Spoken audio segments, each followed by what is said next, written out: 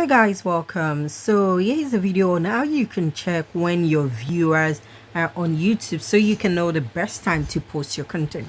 So right now I'm on YT Studio, so I'm just gonna go on analytics at the bottom.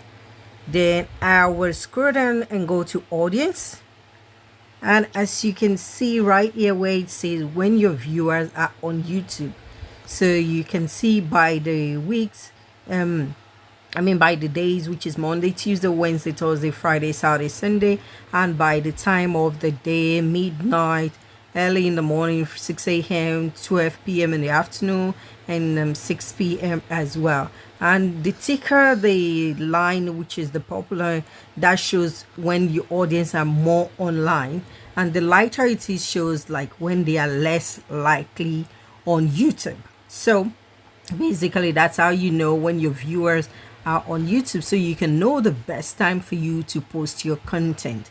So hope you find the video useful, and I will catch you later in my next video. Bye.